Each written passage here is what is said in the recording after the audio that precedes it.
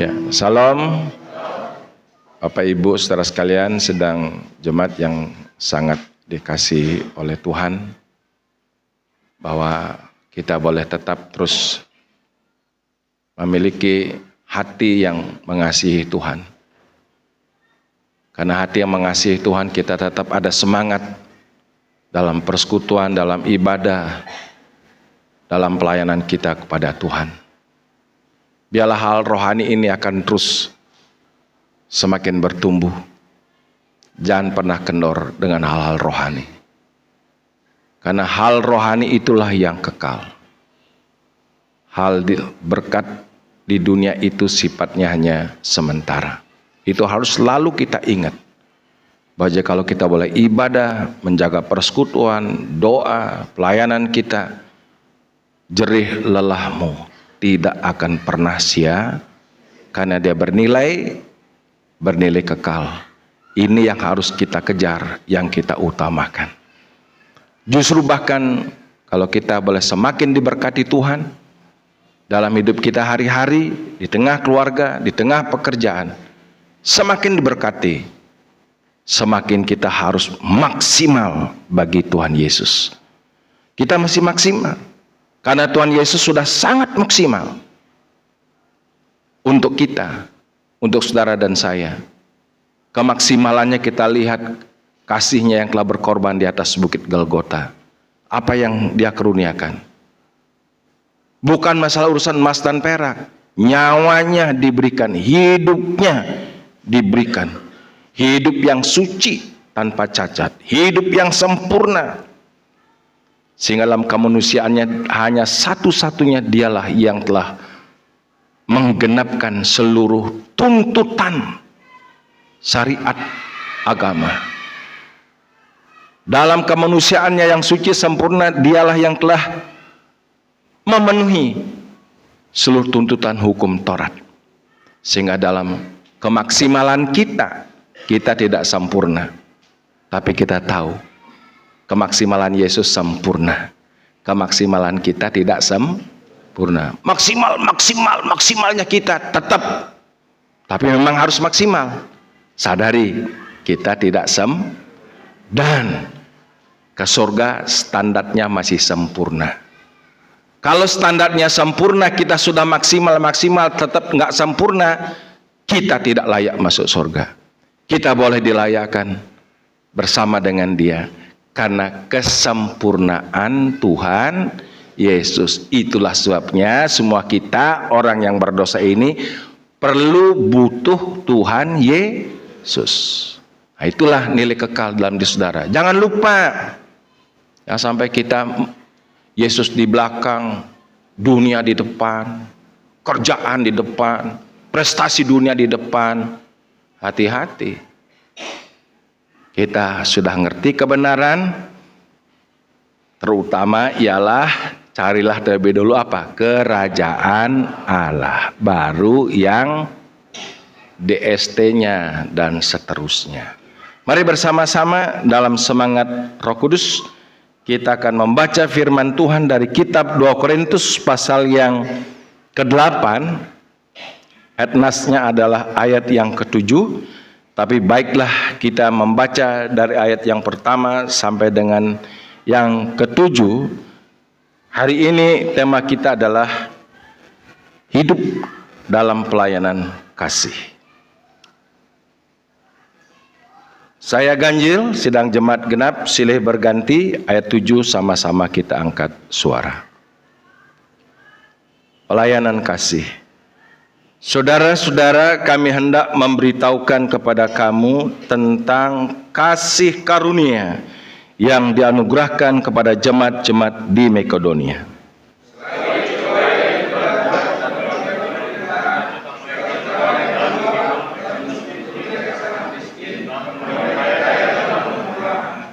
Aku bersaksi bahwa mereka telah memberikan menurut kemampuan mereka, bahkan melampaui kemampuan mereka.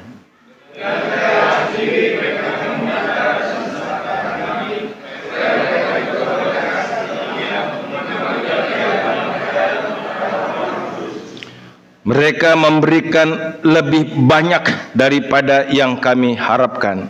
Mereka memberikan diri mereka pertama-tama kepada Allah, kemudian oleh karena kehendak Allah juga kepada kami.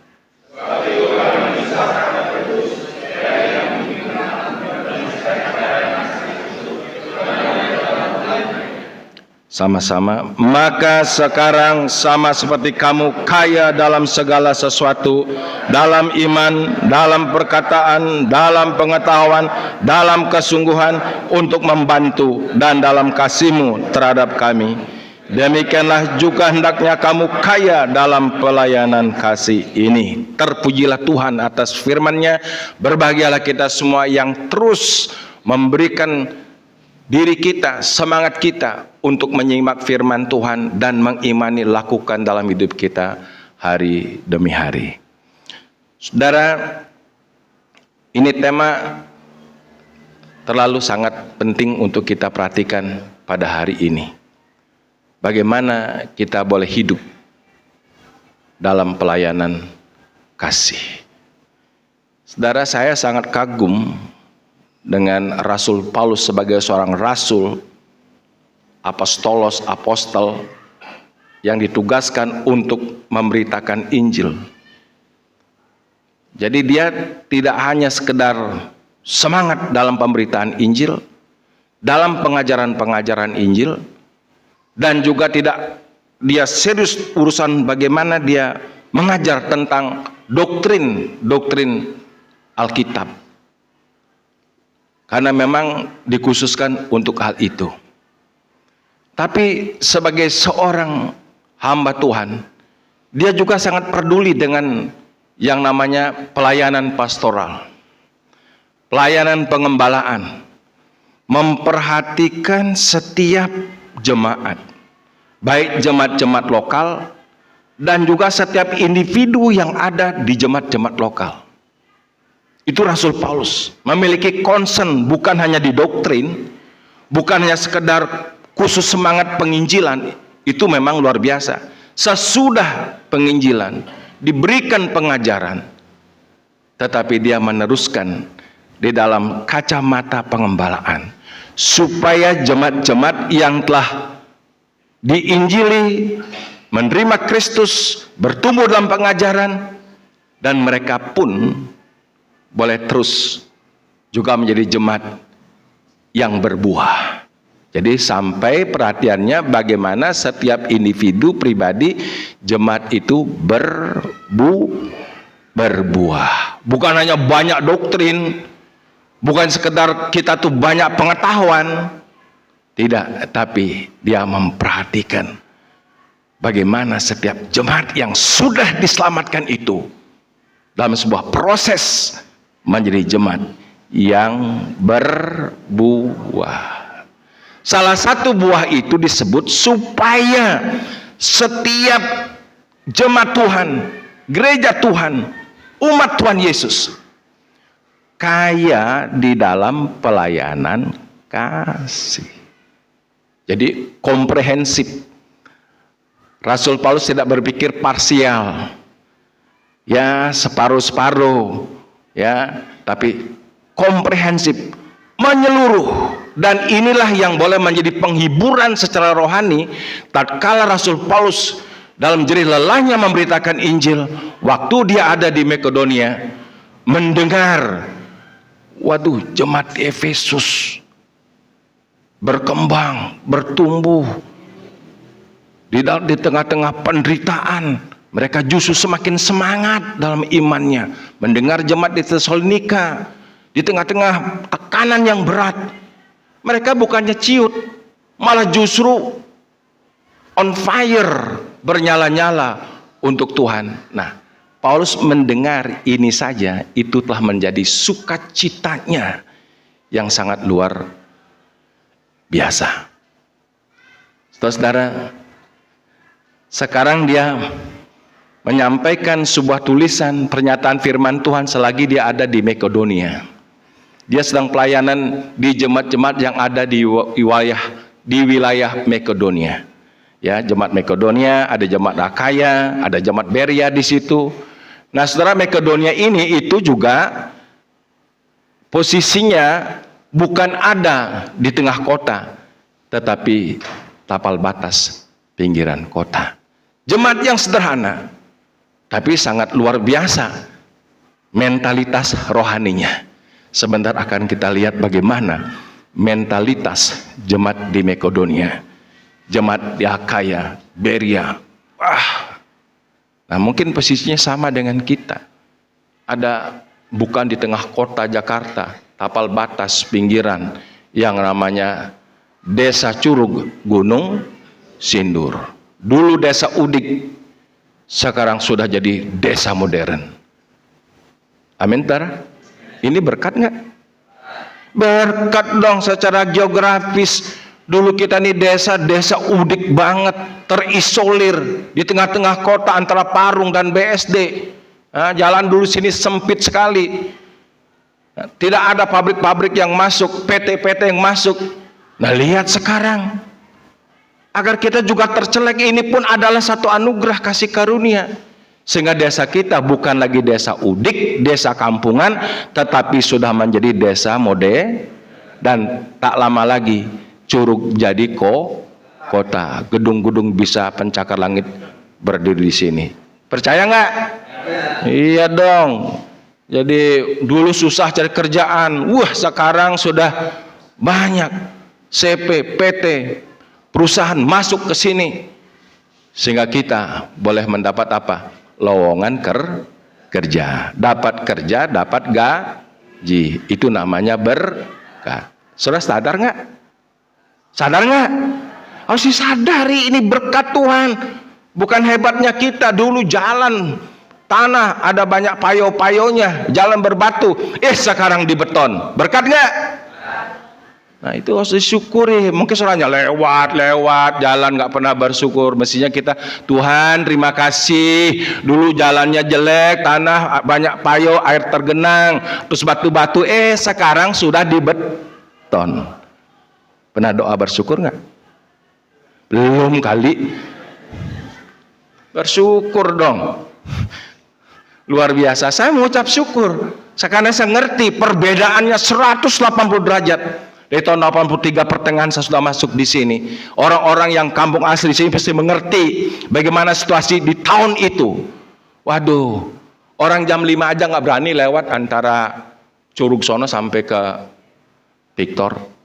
Ngeri, daerah begal, serem. Sekarang sudah terang benderang. Mau berapa 24 jam juga kita lewat aman. Berkat nggak?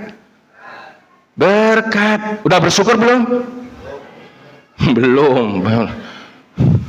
Mari, semua perkembangan desa, perkembangan kota, kalau semuanya boleh bertumbuh kembang, itu juga kita amini sebagai bentuk berkat kasih karunia. Amin, saudara. Nah, bagaimana Rasul Paulus memberikan sebuah motivasi supaya jemaat di Korintus ini yang dulu pernah janji setahun yang lalu, katanya cukup lama ada janji, cuma mungkin lupa, terbengkalai, nggak diingat lagi. Di sini Rasul Paulus mulai mengingatkan untuk masalah pelayanan kasih. Semua kita, bukan hanya sekelompok orang, seberapa orang, semua kita, banyak hartanya, sedikit hartanya, cukup hartanya, harus kaya di dalam pelayanan kasih. Itu yang dirindukan oleh Tuhan.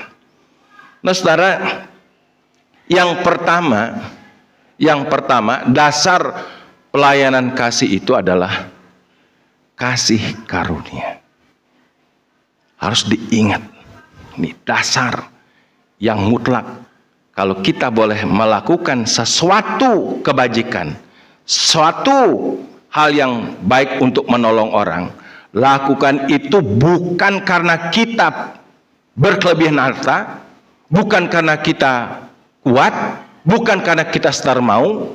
Lakukan semua pelayanan kasih atas dasar apa? Menyadari, lakukan di dalam apa? Kasih karunia. karunia. Nah, coba saudara lihat ayat yang pertama mulai, ya. Ayat yang pertama. Saudara-saudara, kami hendak memberitahukan kepada kamu tentang apa, saudara? Kasih karunia yang dianugerahkan kepada jemaat-jemaat yang di Makedonia. Artinya kalau kita menyadari yang kita lakukan kecil ataupun besar, sedikit ataupun banyak dalam hidup kita kepada sesama kita, lakukan itu atas dasar karena kasih karunia. Kalau enggak, semangat kita akan tersesat. Kalau enggak, motivasi kita akan tersesat. Contohnya apa? Ada banyak orang semangat dalam hal masalah memberi. Memberi sini, memberi sana, semangat mau melayani, bantu ini, bantu itu. Kalau dia melakukan ini atas dasar semangatnya sendiri, ya, semangatnya sendiri, semangat kedagingannya, terus dia merasa dirinya berjasa atas semua pelayanan-pelayanan itu, satu kali kelak pasti, bukan tidak pasti, pasti orang itu akan kecewa. Nggak satu dua terjadi. Merasa menolong Tuhan, merasa menolong pekerjaan Tuhan. Kalau bukan saya, nggak bisa itu. Banyak orang masih begitu melakukannya atas dasar apa? Kekuatan sendiri, atas apa? Semangat sendiri, atas kemauan cuma berdiri atas kekuatan sendiri. Satu kali kelak kalau engkau capek, lelah dan tidak dihargai, saya ini sudah capek-capek, kalau nggak ada saya itu nggak bisa jalan, saya sudah bantu ini, bantu itu. Satu kali kelak engkau tersandung, engkau pasti kecewa karena dasar pelayanan kasihnya bukan kasih karunia. Makanya jikalau kita bisa sadari, biar mengalir segala sesuatu yang kita beri, yang kita lakukan, menolong saudara kita, menolong mungkin sesama kita, menolong siapapun juga, lakukan itu atas dasar kasih karunia. Amin. Kalau bukan karena kasih karunia, kalau kau merasa hebatmu yang melakukan, selain tidak berkenan kepada Tuhan, satu kali kelak kita akan tersandung nanti kecewa. Sudah kecewa ngambek. Kalau sudah ngambek berhenti, nggak mau lagi ibadah, nggak mau lagi melayani. Kalau kita tidak lakukan atas dasar apa? Kasih karunia. Pastikan hari ini saya ingin kita melakukan pelayanan kasih bukan untuk hanya sementara waktu. Tapi mari kita lakukan setelah kita mengenal kasih karunia, supaya setiap apa yang kita lakukan itu mengalir dari pengorbanan Yesus di Bukit Golgota. Saya lakukan ini karena Yesus sudah lebih dulu berkorban untuk kita semua. Beri kemuliaan buat Tuhan. Harus mengalir dari pengorbanan Kristus di kayu salib, darahnya yang telah tercurah, darah yang tercurah yang membasmi dosa kita, yang menghapus dosa kita. Tuhan, dengan apakah akan kubalas kasih-Mu? Kita tidak bisa membayar setetes darah Yesus. Harus sadar. Terus kalau kita apa yang kita lakukan? Biarlah semasih ada bernapas, semasih ada waktu, semasih ada kesempatan. Ya Tuhan, aku akan lakukan pelayanan. Aku akan mau melayani Engkau dalam pelayanan kasih. Jadi jangan merasa diri kita paling hebat, udah memberikan persembahan paling besar, perpuluhan paling besar. Kalau engkau lakukan itu atas dasar memang diri kita sendiri, atas kehebatan kita, satu kali kelak engkau pasti akan tersandung dan kecewa. Dan akhirnya tidak melanjutkan lagi perjalanan rohanimu. Itu dipastikan. Tapi kalau karena kasih karunia, kita sekalipun memang dihalangi, ada banyak rintangan, ada banyak badai, kita mungkin melakukan yang baik, kita mungkin tidak diperlakukan baik, kita akan tetap jalan melakukan pelayanan kasih pelayanan kasih. Amin. Maka ada firman Tuhan. Coba buka cepat di sini. Mazmur 126 ayat 5 dan 6. Ini ayat yang terus menguatkan saya dalam banyak melakukan pelayanan Tuhan. Sekalipun mungkin ada antukan, ada banyak orang gak suka, ada banyak orang yang memberikan suara minor, saya tetap maju melakukan tugas pelayanan. Ini ayat yang membangkitkan semangat saya terus. 1, 2, 3.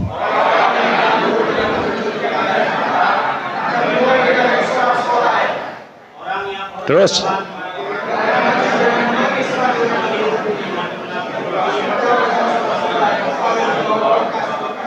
coba lihat dulu beberapa saat ini ayat. Semua lihat ke sini. Kalau bisa nih dihafal. Supaya kalau engkau melakukan pelayanan kasih, engkau mungkin dihina, diolok, ditolak, enggak ada pujian. Menabur benih dengan mencucurkan air mata. Tetapi apa? Maju. Biarin mencucurkan air mata, maju. Katakan biarin mencucurkan air mata, tetap maju.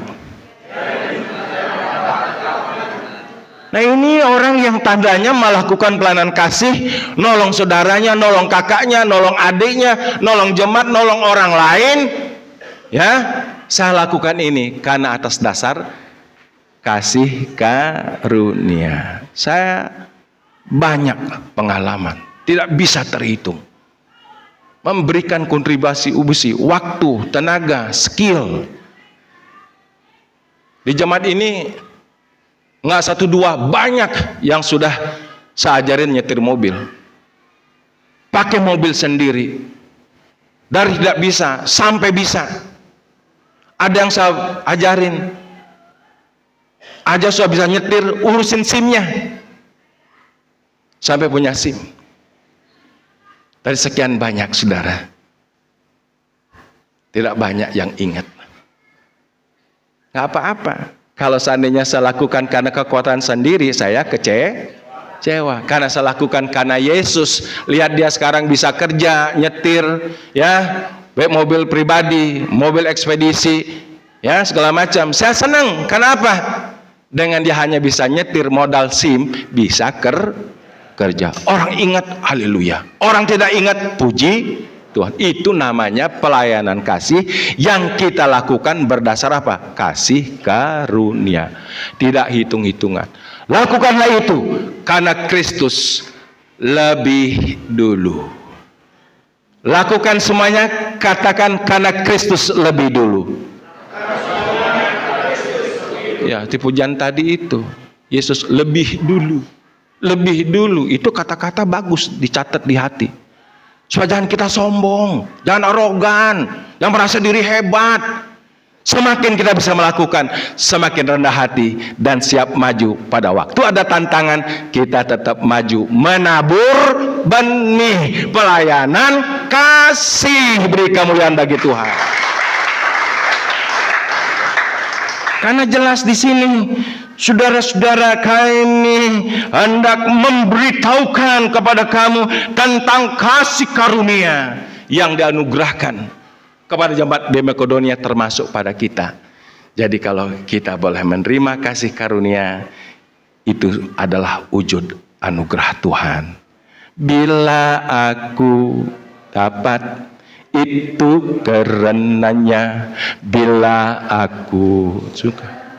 Semua daripadanya, katakan, semua karena anugerahnya diberikannya pada kita. Semua anugerahnya bagi kita. Bila aku dipakainya, tolong itu dihayati kata-katanya. Dari rumah, Tuhan, bila aku bisa melakukan yang baik untuk istriku, untuk suamiku, untuk anak-anakku, untuk cucu-cucuku, aku lakukan karena kasih karunia. Amin, saudara. The second point, yang kedua, bagaimana Rasul Paulus membangkitkan motivasi jemaat di Korintus untuk ingat dan akhirnya menggenapkan pelayanan kasih itu.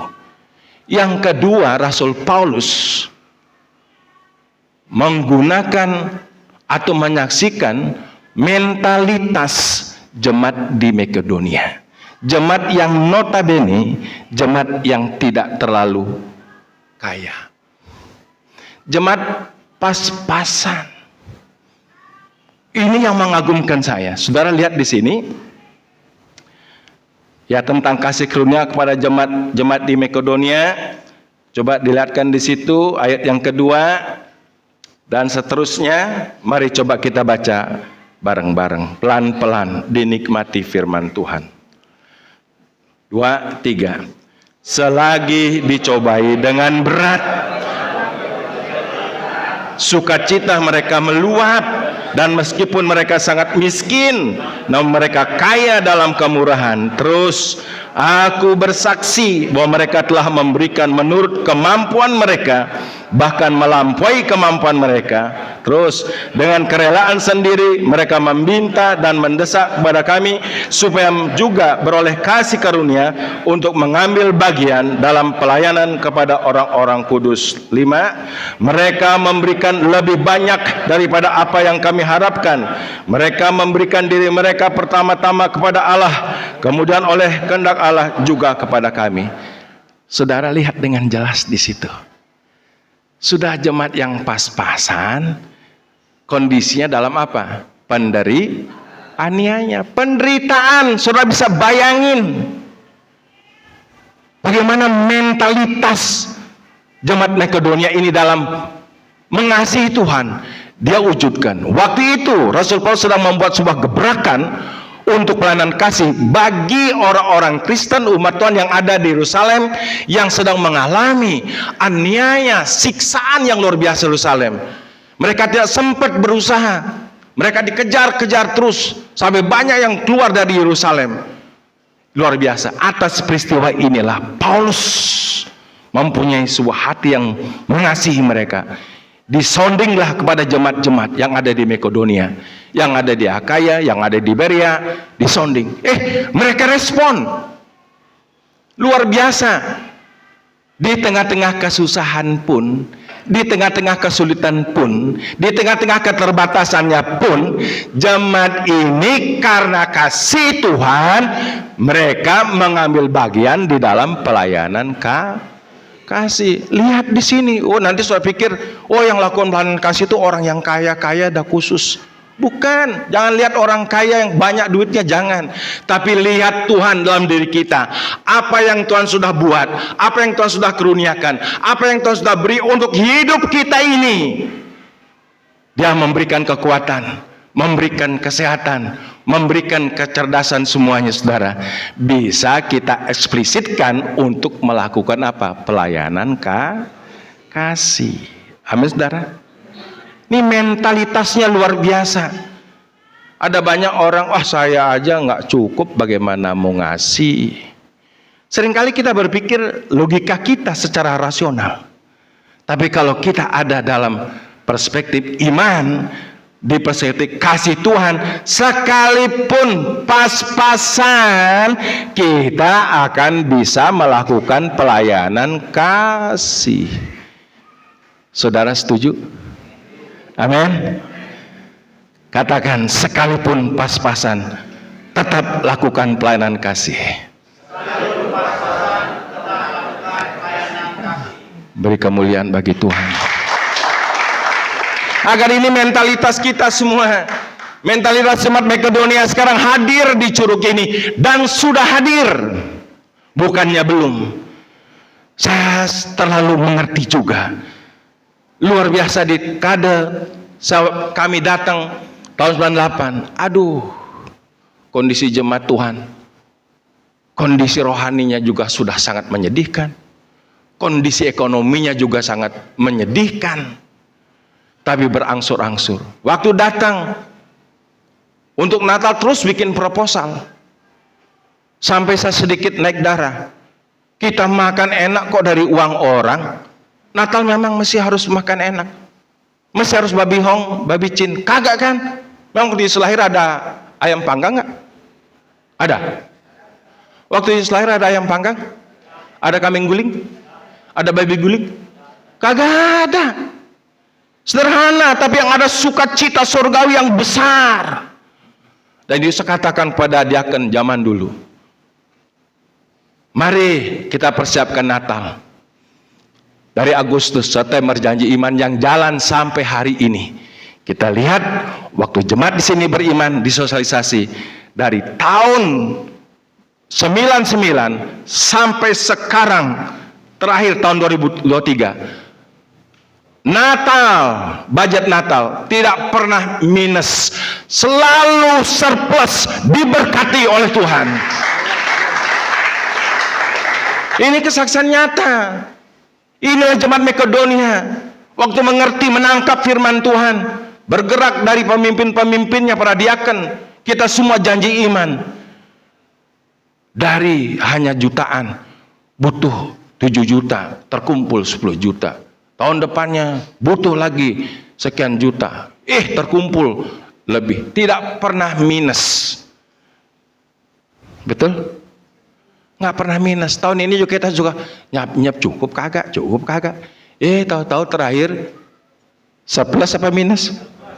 Surplus. Karena jemaatnya semuanya kaya dalam pelayanan kasih. Yang punya banyak beri banyak, yang sedikit beli sedikit, semuanya gotong royong, dan akhirnya terpenuhi semua pelayanan kasih. Amin, saudara. Amin. Nah, saya berdoa biarlah jemaat di sini terus bertumbuh dalam sebuah mentalitas jemaat di Makedonia. Sekalipun dalam penderitaan, dalam kesusahan, dalam pas-pasannya, memiliki hati yang dikuasai oleh kasih Kristus.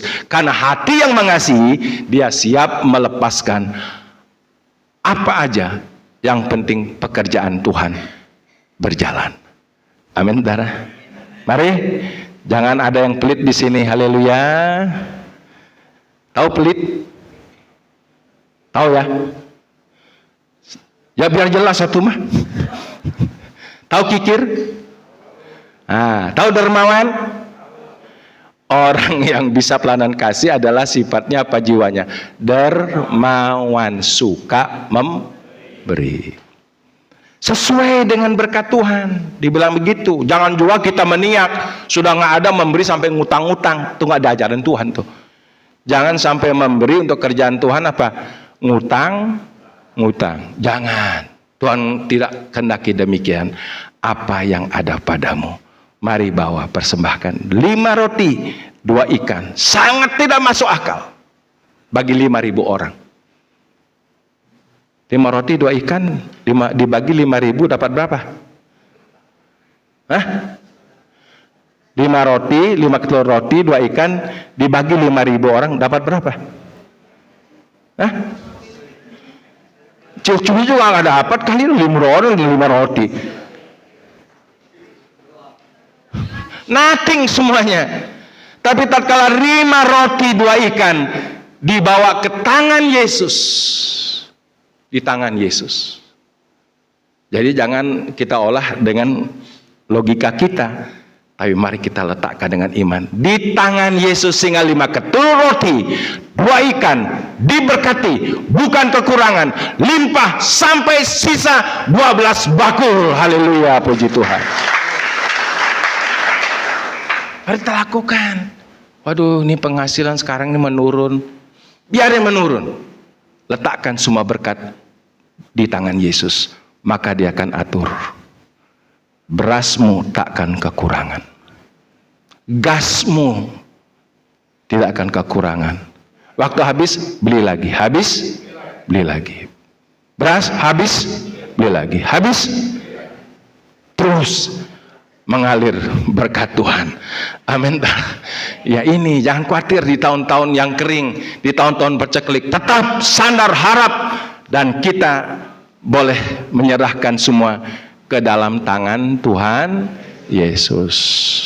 Ini mentalitas jemaat Makedonia. Nggak takut, nggak khawatir. Sekalipun mungkin pas-pasan cuma segitu-gitunya, tetap diletakkan, tidak khawatir. Dan buktinya, jemaat Makedonia tetap keberkatan di dalam pemeliharaan Tuhan. Ini mentalitas jemaat di Makedonia. Sekarang jadi mentalitas jemaat kita, jemaat Tuhan yang ada di mana? Di Curug. Haleluya. Yang ketiga, bagaimana Rasul Paulus membangkitkan motivasi supaya jemaat Korintus ini tergerak, termotivasi, dan akhirnya menggenapkan pelayanan kasih. Itu adalah Paulus mengingatkan keberadaan jemaat Korintus ini. Komplitnya keberadaan jemaat Korintus ini. Nah, jemaat Korintus ini adalah merupakan pusat kota.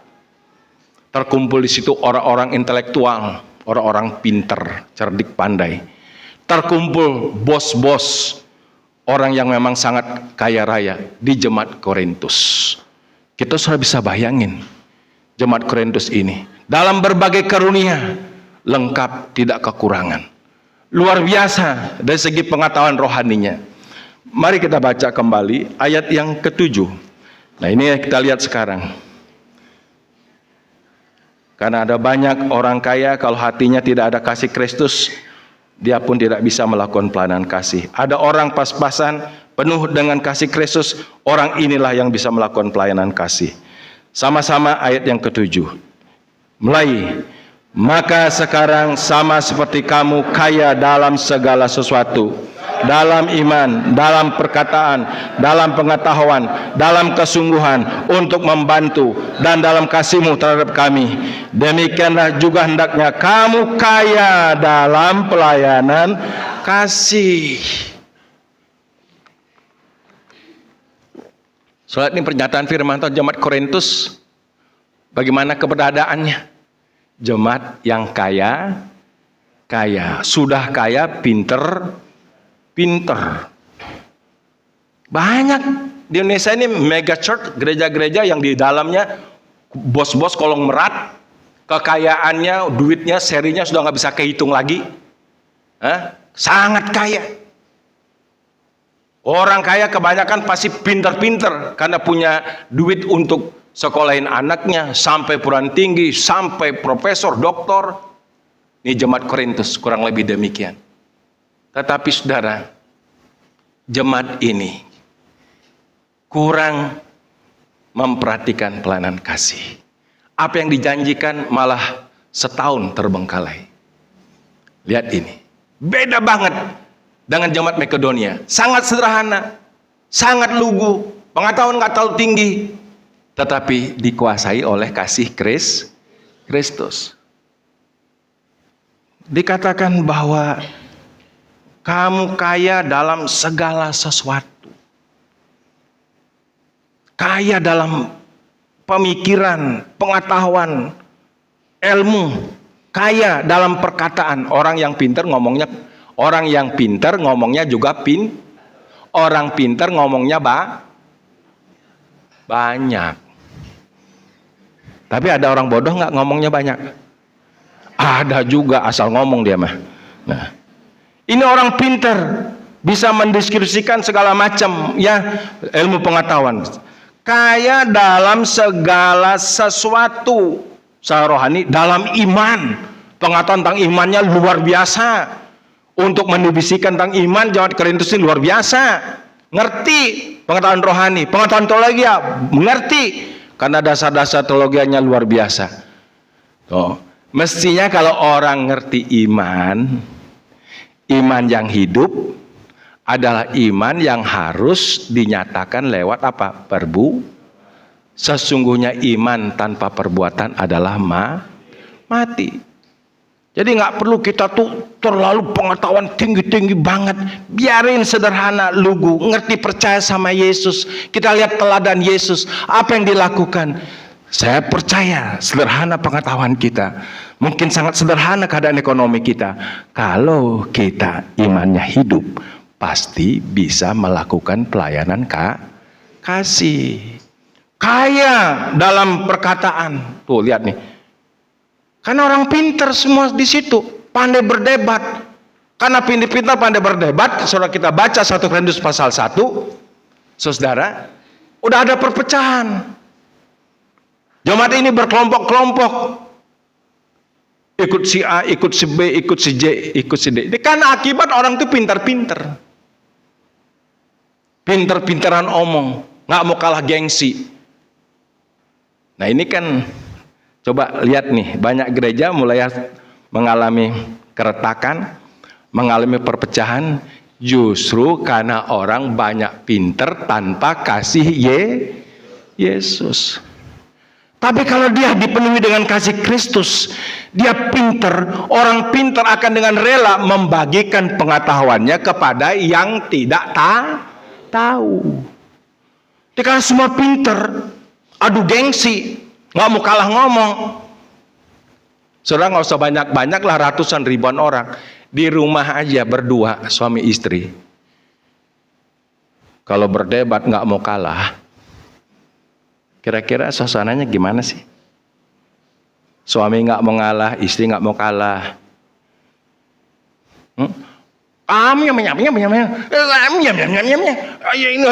Sebelum selesai saling apa? Saling balas. Ngomongnya saling apa? Saut-sautan. Kalau nyanyi bersaut-sautan bagus. Ini kalau cerewetnya bersaut-sautan. Sekarang yang cerewet bukan hanya istri, suami juga cerewet. Kalau suami katanya lebih logika, nggak cerewet. Kalau perempuan kan emosi, perasaan lebih cerewet. Lah nggak tentu juga. Sekarang juga suami banyak yang cerewet. Iya atau enggak? Iya tuh. Iya. Sadarin hal ini. Kalau saling cerewet, suami istri aja berdua rumah tangga jadi, wah nggak ngerti dah itu dah. Tapi kalau saling pintarnya dalam kasih Tuhan, pintarnya saling dibagi, pasti jadi kemuliaan tuh. Amin saudara. Beri kemuliaan buat Tuhan.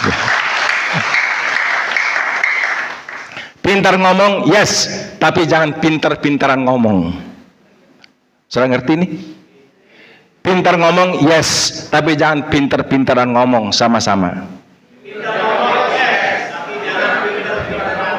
Iya, kalau pintar ngomong tuh iya, harus pintar ngomong lah, tahu menyampaikan, tahu mengkomunikasi itu namanya orang pintar ngomong. Kalau udah pintar-pintaran, beda lagi urusannya. Kalau dia pintar ngomong, dia tahu untuk bertransaksi, menyampaikan isi hatinya dengan baik.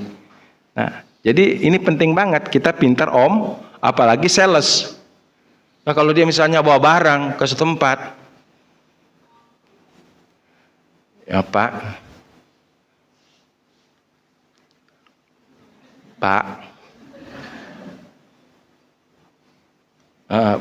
ini barang nggak jadi transaksinya, betul nggak? Kalau orang yang pintar ngomong, dia udah persiapin tuh sales tuh. Ntar kalau ngomong ketemu bapak ini dipelajarin karakternya gimana. Ada professionnya, caranya ngomong, sopan santunnya, disambut segala macam. Transaksi jual barangnya jadi. Nih, kok Tony sekolah nggak tinggi tapi pintar ngomong, dia bukan pintar-pintaran ngomong, sehingga berhasil diberkati Tuhan. Beri kemuliaan buat Tuhan.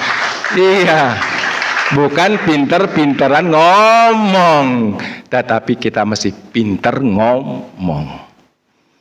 Bilang pintar ngomong, yes, jangan pintar-pintaran ngomong. Ini jemaat Korintus ini pintar-pintaran ngomong, sehingga akhirnya terbengkalai hal yang memang harus dilakukan di pelayanan kasih. Dibilang oleh Rasul Paulus, diberikan sebuah masukan, tapi dengan cara yang baik. Sehabis itu yang mengutus, ada utusannya, yaitu Titus, menyampaikan bahasa ini. Sehingga akhirnya jemaat Korintus ini, yang notabene adalah jemaat yang the head, jemaat yang kaya, jemaat yang pintar ilmu, banyak perkataan luar biasa. Akhirnya lah jemaat ini luluh hatinya, sehingga akhirnya pelayanan kasih diwujudkan, diberikan persembahan untuk orang-orang kudus di Yerusalem. Amin, saudara. Mari, nggak salah jadi orang pintar, nggak salah jadi orang kaya, semuanya itu hal yang luar biasa. Tapi mari kita lakukan itu dalam sebuah kerangka, dalam kasih karunia. Amin. Supaya nanti bila kita melakukan apa-apa hal yang baik, yang positif di rumah, di mana aja, di kerjaan, orang tidak tanggap kita baik, di gereja, karena kita lakukan kasih karunia, kita tak pernah mundur. Yang kita tahu adalah terus maju dalam pelayanan kasih. Kita berdoa. Bapa di surga, terima kasih karena nyata pekerjaan firman oleh Roh Kudus di tempat ini. Bukan hanya di Makedonia, bukan hanya di Akaya, bukan hanya di jemaat-jemaat Berea yang ada di daerah Makedonia, tapi di sini kami melihat itu terjadi ya Tuhan. Terima kasih buat jemaatmu di sini, jemaat-jemaat yang sederhana, dari segi pendidikan tidak banyak yang tinggi, dan juga dari segi pengetahuan tidak banyak yang terlalu limpah dengan pengetahuan, tapi mereka percaya Engkau Yesus, mengerti bagaimana menghidupi Kristus dalam hidupnya, sehingga jemaat di sini pun limpah dalam pelayanan kasih. Biarlah pelayanan kasih ini boleh kami lanjutkan, kami teruskan, apapun terjadi tantangan mungkin yang menyakitkan, yang kami tahu firman-Mu mengajar kami, sekalipun menangis kami tetap maju menabur benih, tidak pernah mundur. Terima kasih Tuhan, kami akan memasuki perjamuan kudus. Biarlah perjamuan kudus ini akan terus membawa kami mengarah kepada pengorbanan Kristus, supaya setiap tetes keringat yang telah tercurah ya Tuhan, bahkan tetes darah-Mu yang telah tercurah, bagaimana tubuh-Mu yang dicambuk, dihancurkan, sampai kau meregang nyawa dari bukit Golgota, itu hidup dalam hidup kami. Kemanapun kami pergi, kami bawa pengorbanan itu, supaya kami tetap kuat dalam iman, dalam kami melakukan hal-hal yang baik. Sekalipun orang balas tidak baik, kami akan terus maju melakukan pelayanan kasih ini. Terima kasih, terpujilah Allah kami. Dalam nama Yesus kami berdoa. Amin. Mari saudara kita tetap dalam